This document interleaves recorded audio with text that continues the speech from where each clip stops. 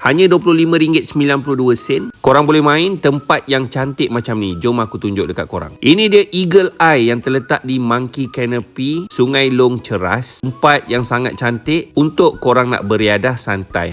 Power bank pun ada. Buka daripada pukul 8 pagi hingga 12 malam. Ada pelbagai aktiviti kat sini. Siap ada free wifi lagi. Ini harga-harga dia tau. Dan kalau nak golf academy pun ada dekat sini. Lepas tu nak makan pun ada juga dekat sini. Korang nak duduk ground floor pun boleh. Korang nak duduk dekat upper floor pun boleh. Dekat atas ada tempat untuk korang parking tau. Dan tempat dia memang cantik. So dekat sini korang boleh santai nak main driving range ni. Alah, kalau tak pandai pun tak apa, janji dapat juga pukul-pukul dekat sini. Santai bersama kawan-kawan. Menarik dia, bola dia memang keluar automatik tau. Tengok macam ni, lepas dah pukul, dia naik terus macam tu. So tak perlu dah lah nak tunduk-tunduk letak bola. Siap tunjuk berapa baki lagi tinggal selepas kita pukul. Tu yang menarik dia. Macam aku cakap tadi, Eagle Eye putting ni pun ada macam-macam bentuk dan halangan. So itulah yang best berada dekat Eagle Eye ni. Bukan setakat pukul dan ada macam-macam target yang kita boleh nampak ni. Dekat sini juga menyediakan makanan yang bagi aku harga dia pun berbaloi dengan view yang kita santai-santai dekat sini. Korang tengok air dia hantar pun punya besar macam tu.